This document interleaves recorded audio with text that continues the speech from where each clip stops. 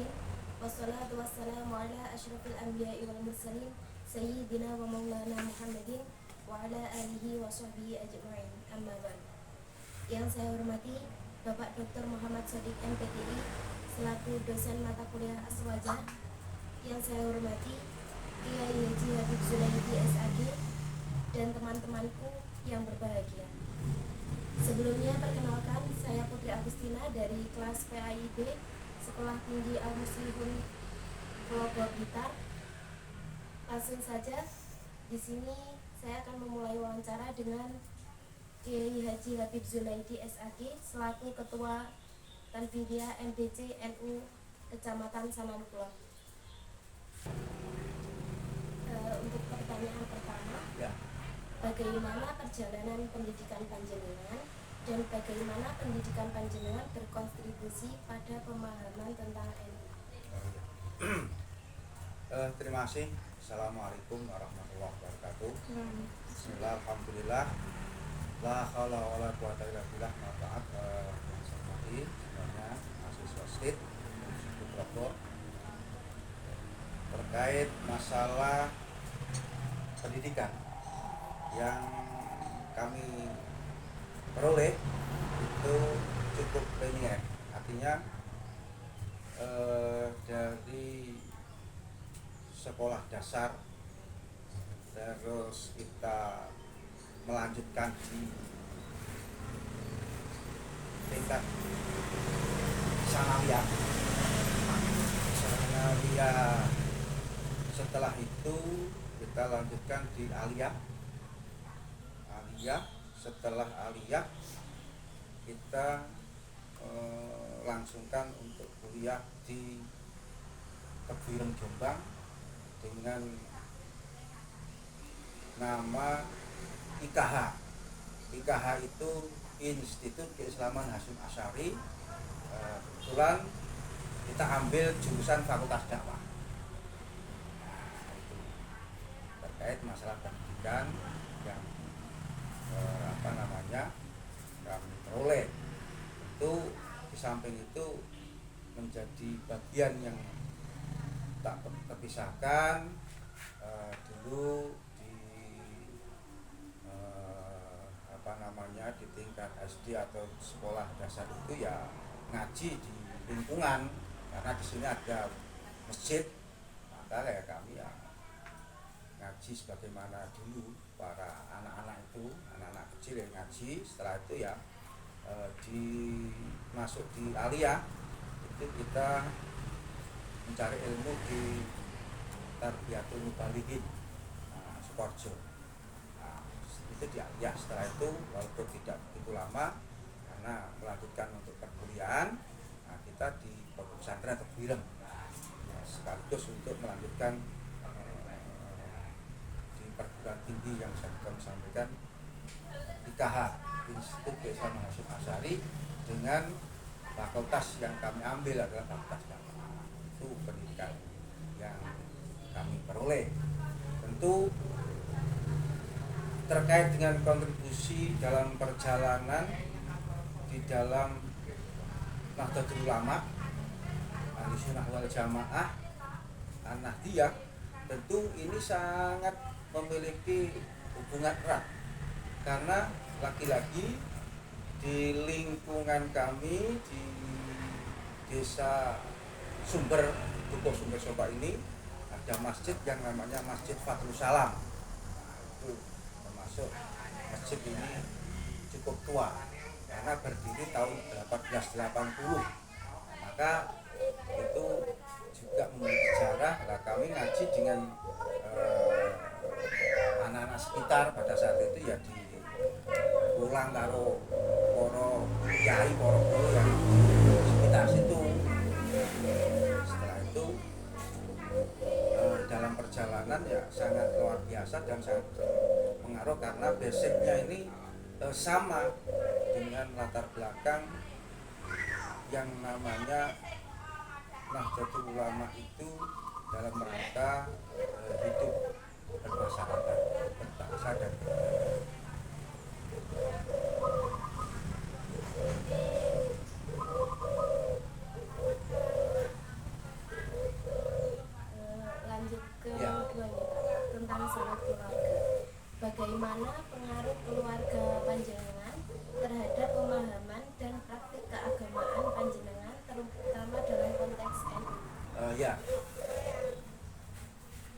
sedikit tadi kami singgung bahwa ketika berbicara sanad keluarga, kami ini adalah sambung dengan pejuang Islam pertama di Kabupaten Blitar, yakni di Kuningan, di Pondok Kuningan, Pondok Kidul Kuningan. Tahu Pondok Kidul Kuningan itu pondok tua. Di situ pondok tua yang namanya Pondok Kuningan itu kami dari sana. Di sana kan ada yang namanya pondok pesantren Kuningan yang sangat tua, yang jalurnya Mbah Abu Hasan. Nah, Mbah Abu Hasan itu punya anak. Ini kalau berbicara sanad daripada keluarga, ya, sanad keluarga dari Mbah Abu Hasan. Mbah Abu Hasan itu punya anak beberapa begitu. Lah kami dari anak Mbah Yai Abu Hasan yang namanya Mbah Sujina. Mbah Sujina. Nah, Mbah Sujina itu punya anak yang namanya Mbah Kidemah. Nah, Mbah Kidemah itu punya anak yang namanya Kiai Komari, dan itu bapak saya. Nah, itu sanad daripada keluarga. Nah, dari Mbah Abu Hasan, Mbah Sujina, terus turun lagi ke Mbah Kidemah. Lah Mbah Kidemah inilah dari Mbah Abu Hasan terus melahirkan bapak saya, Pak Kiai Komar, itu baru saya. Ini sanad daripada keluarga. Tentu ini sangat luar biasa nyambung, karena dalam sejarah Blitar itu kali pertama Islam itu memang bersentral di Pondok Kuningan itu, dan kebetulan sampai pada tingkat punya menantu banyak sekali. Nah, ternyata itu memiliki sejarah di beberapa daerah di sekitaran Blitar ini yang sampai sekarang itu sangat eksis. Dan kebetulan beliaunya ini sebagai pejuang, termasuk lagi-lagi ada konon cerita bahwa Mbah Hasim itu juga pernah mondok di Pondok Kuningan. Nah, itu. Nah, sehingga itu sambung. Nggak tahu dalam keilmuan apakah ketauhidan atau apa, enggak ya. Yang jelas pernah konon sejarah begitu. Akhirnya sambung. Nah, dalam tataran ini sangat korelasinya sangat luar biasa, hubungan yang akrab, karena lagi-lagi di Mbah Hasim Asy'ari itu sebagai pendiri Nahdlatul Ulama, muassis Nahdlatul Ulama, di samping kiai-kiai yang lain. Sehingga kami ini dalam hidup bermasyarakat, dalam hidup di dalam keluarga itu ya tidak tidak ada persoalan ketika berjalan dalam sanad keluarga, sekaligus dalam rangka derek-derek untuk hidup dalam tataran di lingkungan ahli sunnah wal jamaah di Nahdlatul Ulama itu sendiri. Lanjut pertanyaan Ya. yang ketiga, siapakah tokoh atau guru yang paling berpengaruh dalam membentuk pemahaman agama dan pandangan panjenengan?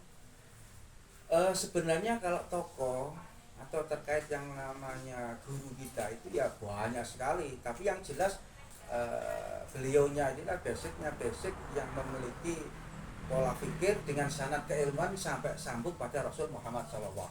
Itu di dalam rangka untuk ketokohan itu luar biasa. Tidak pada tataran yang jelas, semua dari guru-guru kita ini sambung dalam rangka sanad keilmuannya itu sampai pada Rasul. Itu banyak sekali tokoh, termasuk di dalam Nahdlatul Ulama para muassis itu. Apalagi kami juga mondok di Tebuireng. Nah, kebetulan Mbah Hasim itu adalah muassis Nahdlatul Ulama beliaunya ini dengan kiai-kiai yang lain mendirikan Nahdlatul Ulama. Nah ini kan sangat sambung banyak. Nah, maka ini sebagai apa namanya, ketika berbicara tokoh ya banyak sekali, tapi yang jelas semuanya adalah sangat keilmuannya sambung sampai pada masalah itu. Nah, terkait masalah ketokohan. Yang selanjutnya, bagaimana panjenengan mendeskripsikan nilai-nilai utama dan prinsip NU, dan bagaimana hal itu mempengaruhi pandangan tindakan panjenengan? Ya, begini, sangat luar biasa ketika berbicara ini ilmu yang kami dapatkan ya dari garis apa namanya ilmu pendidikan yang kami peroleh. Dan kebetulan sangat sambung sekali dengan yang namanya Nahdlatul Ulama yang memiliki ciri khas bahwa hidup bermasyarakat itu dengan latar belakang pendidikan yang berbeda, dengan yang namanya ekonomi yang berbeda, dengan latar belakang dari asal muasal dari daerah yang berbeda. Nah, sehingga hidup bermasyarakat ini kan sangat majemuk. Nah, tentu ini dalam pendidikan kami sangat luar biasa. Di dalamnya nyambung lagi ketika berbicara yang namanya Nahdlatul Ulama itu memiliki ciri khas dalam rangka dalam kehidupan ini ada beberapa yang memberikan sinyal kesepahaman yang luar biasa. Contoh, ciri khas Nahdlatul Ulama itu memiliki satu itu tasamo, tawasud, tawazun, iktidal, semacam itu.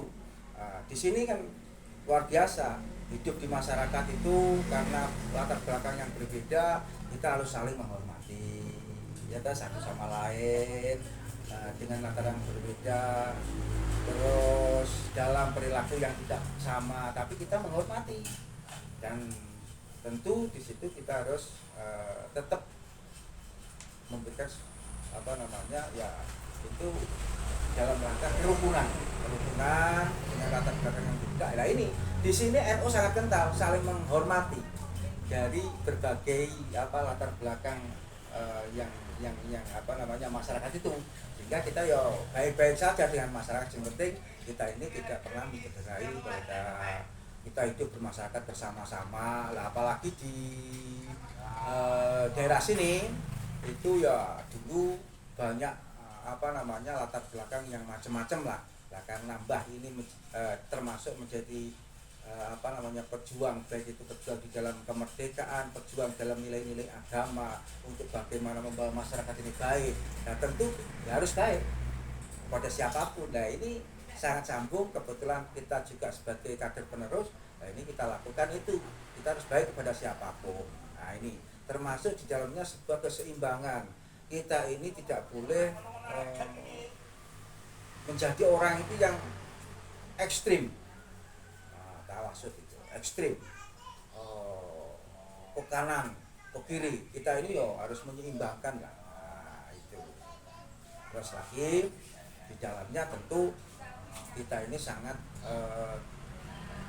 toleran kepada semua, karena memiliki latar belakang yang sama. Kita harus baik kepada siapapun, karena itu berbangsa, bernegara. Yang penting bagaimana kita baik kepada beliau-beliaunya ini, maka menjadi sebuah keakraban di tingkat masyarakat, sehingga nyambung, sehingga mampu menerjemahkan bahwa kita ini saling menghargai, menghormati lah. Disinilah sangat tertariknya masyarakat itu, sehingga tidak ada persoalan, baik-baik saja sampai sekarang. Nah, terkait yang masalah iktidal itu tegak lurus.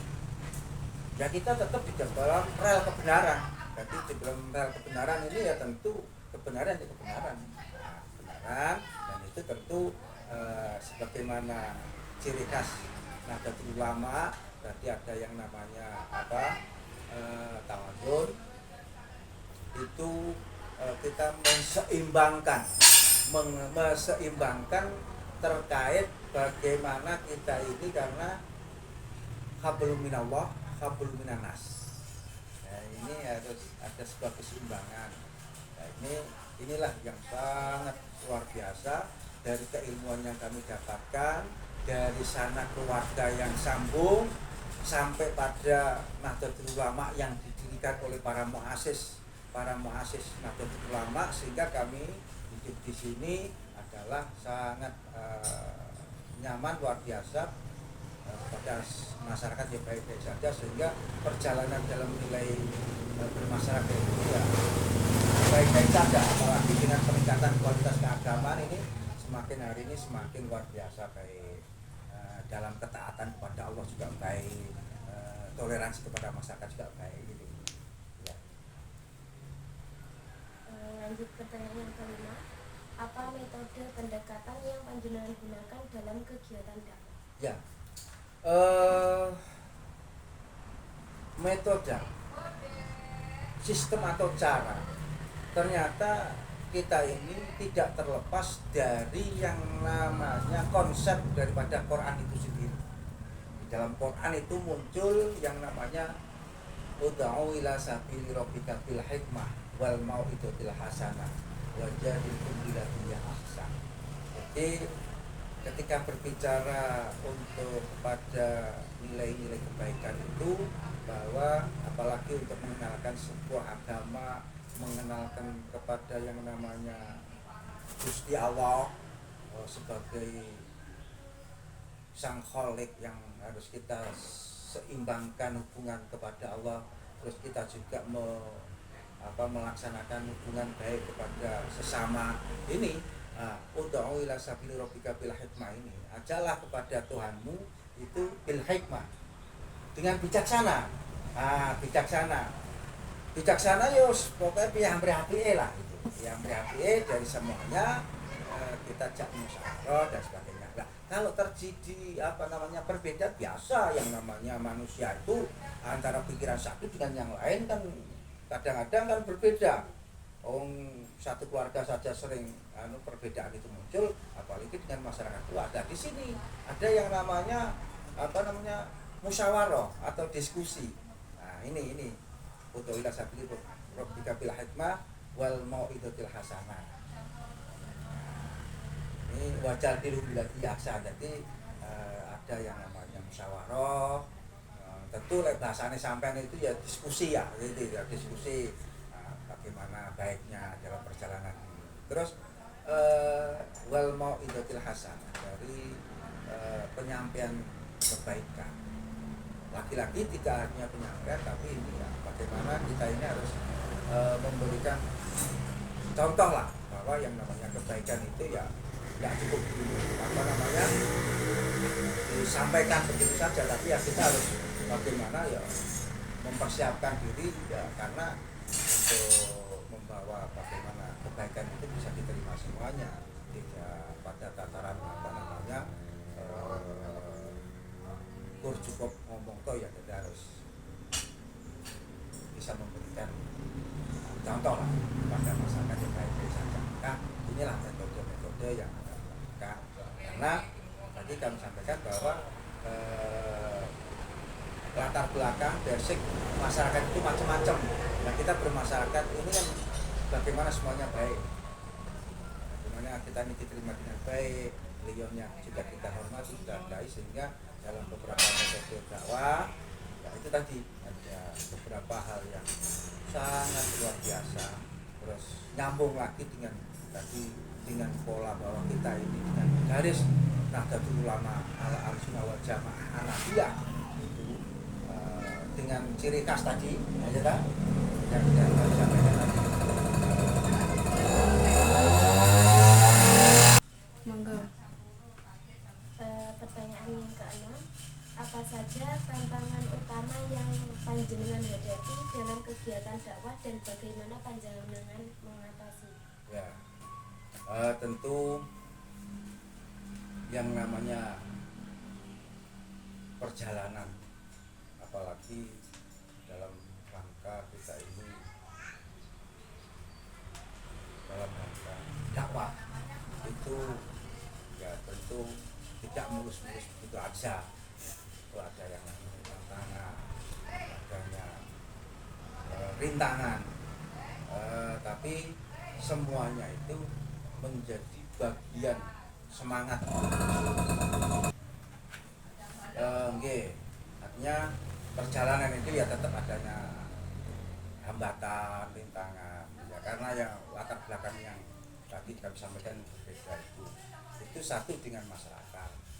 Lagi-lagi yang namanya tantangan itu dari ada yang memang mencoba untuk melakukan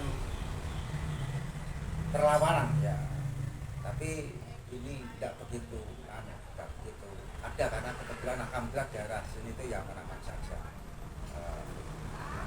Dengan perjalanan kami ya aman-aman saja ya, cuman ya ada aja lah, tapi ya itu mampu kita selesaikan dengan baik-baik, tidak sampai ada kontras terus akhirnya permusuhan, akhirnya terjadi gap yang berkelanjutan, itu ya tidak.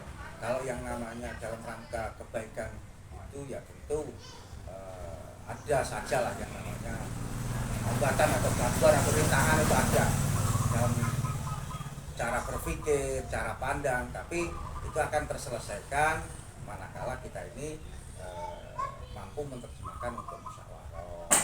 Ya, biasa dalam musyawarah itu terjadi perdebatan. Nah, maka disinilah kearifan yang harus kita sampaikan, kearifan bahwa memang ya tentu ini menjadi bagian dalam rangka perjalanan yang namanya perjuangan itu ya ada tantangan. Nah, iya biasa lah, karena kita hari ini kan tidak sama dengan perjalanan perjuangan zaman dahulu. Hari ini ya tidak begitu ya, cuman ya pemahaman yang sangat karena beliaunya ini menerima ilmu dari kelompok sana yang kebetulan aja tidak sama dengan kita, bahwa beliaunya memiliki pemahaman satu misal begini, nah ternyata di lingkungan sini, tapi ini lagi-lagi akan terselesaikan karena kita ini tetap memiliki komitmen dalam rangka menghormati pola pikir dan perilaku yang boleh lakukan, tapi tetap ada koridor kita ini memberikan terjemahan daripada semuanya itu tetap pada saling menghargai, saling menghormati. Nah, disinilah akhirnya tidak pernah terjadi gap yang berkelanjutan atau yang berlebihan, karena beliaunya ini juga merasa bahwa kita ini ya baik-baik saja dengan beliaunya gitu. Nah, ternyata di sini menjadi bagian perilaku yang bisa diambil hikmah. Ternyata kita ini tidak boleh memaksakan dalam berdakwah, itu tidak boleh memaksakan kerja, itu tidak boleh, kamu harus begini. Ya, lanjut. Yang selanjutnya, apa saja amalan atau kegiatan keagamaan yang panjenengan lakukan secara rutin dan bagaimana hal itu mencerminkan ajaran Anda? Ya. Lagi-lagi kegiatan-kegiatan yang selama ini dilaksanakan di lingkungan kita ini menjadi bagian amaliyah yang memang itu sudah menjadi bagian ibadah yang dilakukan oleh Nahdlatul Ulama atau warga Nahdlatul Ulama. Ya, secara umum ini mampu diterima dan sampai saat ini diterima dan dilaksanakan oleh masyarakat secara umum, termasuk kita di lingkungan kita juga begitu. Ya, ada yang namanya manakiban, yasinan, tahlilan, istighotsah, sholawatan. Nah, begitu kan sudah tradisi, dan ini sangat diterima oleh masyarakat, dan ini menjadi bagian amaliyah yang itu sangat mencerminkan bahwa ini adalah amaliyah yang dimiliki oleh Nahdlatul Ulama itu.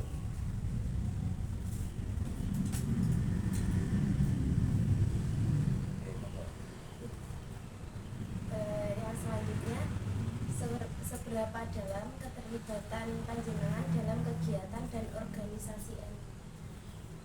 Terima kasih. Nah, kebetulan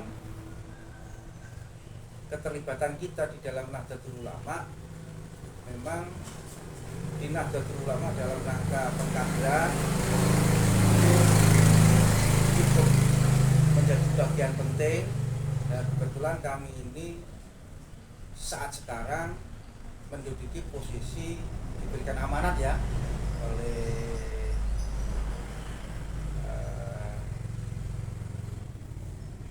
teman-teman di keluarga besar Nahdlatul Ulama. Ini kami diberikan amanat untuk menjadi kekuatan Fidyah Nahdlatul Ulama sudah kesekian kedua kali ini, MBCN Nusanan Kulon. Sebelum itu memang kami sangat sangat senang berorganisasi sejak lama. Sejak di kampus juga sering berorganisasi. Kebetulan kami ini juga organisasinya sangat sambung dengan keilmuannya di Nahdlatul Ulama Ahlussunnah wal Jamaah itu. Nah, sebelum kami di NU di Kekuatan Fidyah ini, dulu kami masih masuk tataran muda, kami masuk di Ansor.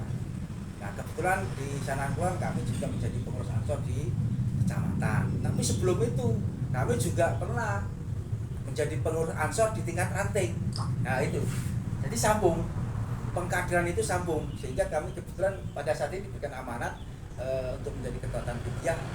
Nah, ini menjadi bagian perjalanan yang sangat luar biasa, karena kini lagi-lagi berkhidmat kepada Nahdlatul Ulama dengan harapan bahwa Mbah Hasyim Asy'ari sebagai muassis Nahdlatul Ulama menyampaikan bahwa sapa wonge sing gelem ngopeni melu-melu ngopeni NU itu kan didoakan.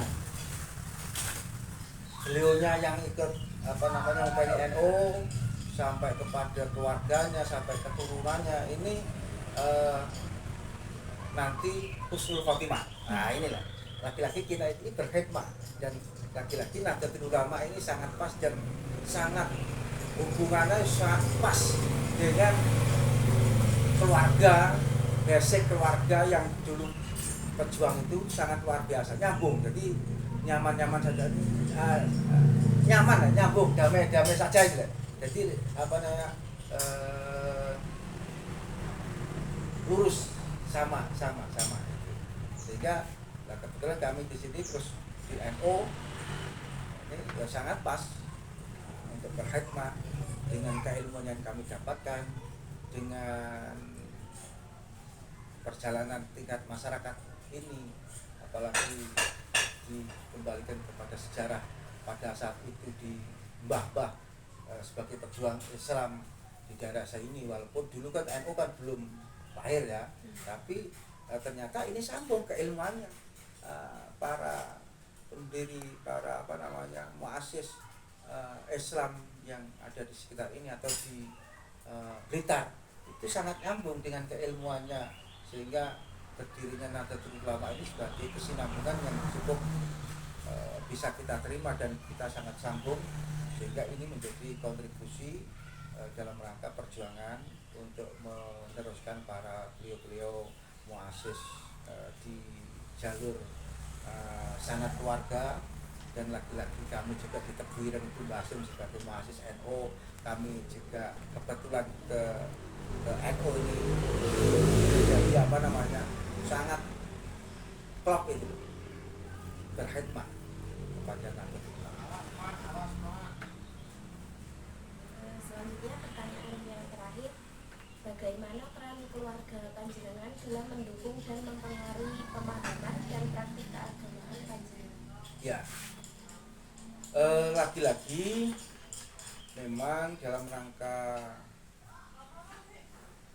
perjalanan dakwah, perjalanan kita derek berorganisasi, perjalanan kita berkhidmat kepada Nahdlatul Ulama ini harus termulai kepada bagaimana kita ini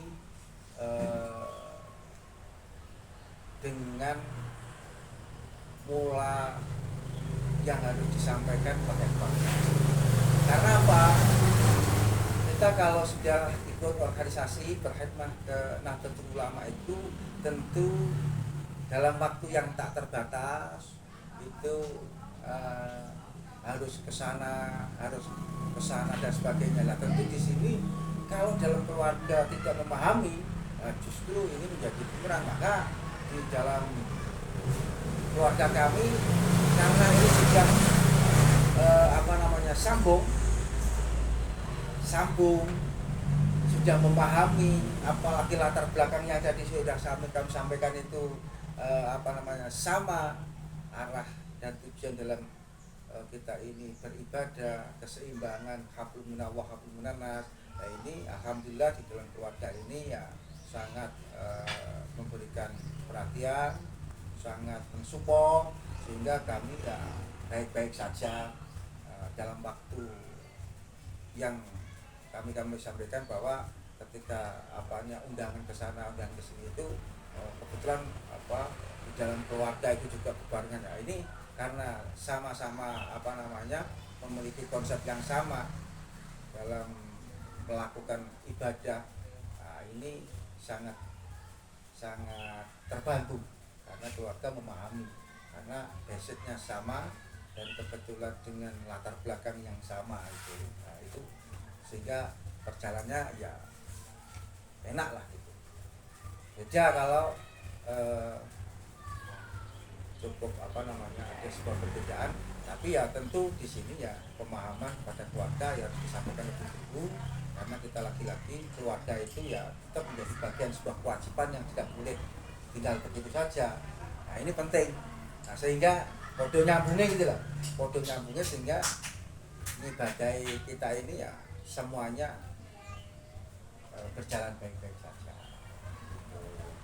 Semoga dengan harapan kita ini dan sampan-sampan ini pada saat sekarang mencari ilmu, tidak lagi bahwa pada tataran sebatas untuk mencari ilmu, tapi setelah ini sampan akan kembali kepada masyarakat, sehingga hidup di masyarakat, menyampaikan ilmu dan mencari ilmu di tingkat masyarakat. Nah, ini bisa terlaksana dengan baik, sehingga dalam rangka kita ini berkeluarga, bermasyarakat, berbangsa, bernegara ini ya baik-baik saja.